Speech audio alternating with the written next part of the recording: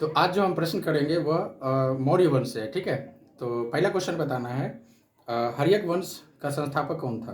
बिम्बिसार। बिम्बिसार मगध की गद्दी पर कब बैठा? 544 बिम्बिसार ने अपनी राजधानी कहाँ बनाई थी? राजगिरी। ठीक है। बिम्बिसार ने मगध पर शासन लगभग कितने समय तक किया था? लगभग 52 वर्षों तक। ठीक है। भारतीय इतिहास में नियमित एवं अस्थायी सेना रखने वाला पहला ज्ञात शासक कौन था? बिम्बिसार। Very good. महाजनपद युग में मगध सबसे आक्रामक महाजनपद के रूप में उभरा, ठीक है।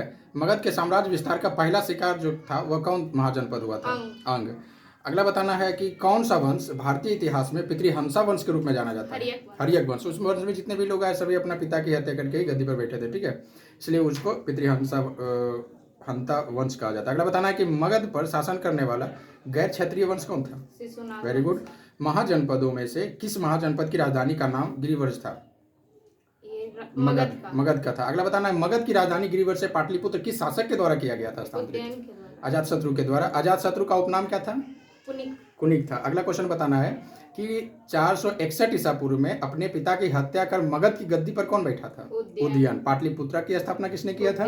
उदयन। उदयन किस धर्म का अनुयायी था? जैन धर्म। अगला बताना कि हर्यक वंश का अंतिम राजा कौन था? उदयन के पुत्र नागदशक। Very good. नागदशक को अदपस्त करके उसके आमत्य ने 412 ईसा पूर्व को मगध पर किस वंश की स्थापना करी थी? उसके बाद शिशुनाग। शिशुनाग ने अपनी राजधानी पाटलिपुत्र से कहाँ स्थापित किया था? वैशाली। अगला बताना है शिशुनाग का उत्तराधिकारी फिर कौन बना? शिशुनाग के बाद जो गद्दी पर बैठा था वह कौन सा शासक था? कालाशोक। शिशुनाग वंश का अंतिम राजा कौन था?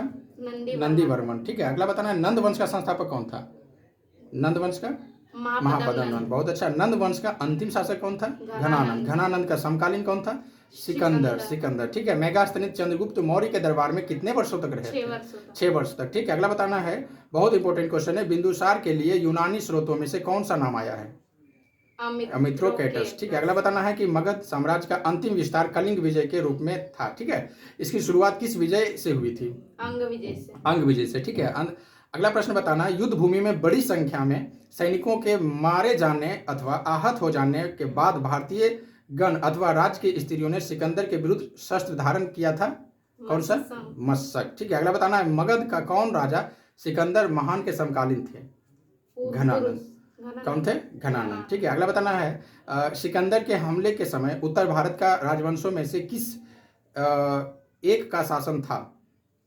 कौन सा था? नंद वंश का था। ठीक है। अगला बताना है, अंतिम प्रश्न है कि उस वीर भारतीय राजा का नाम बताइए जिसे सिकंदर ने झेलम की नदी पर पराजित किया था। ये पुरु था, जिसे पोरस कहते हैं। ठीक है। Thank you.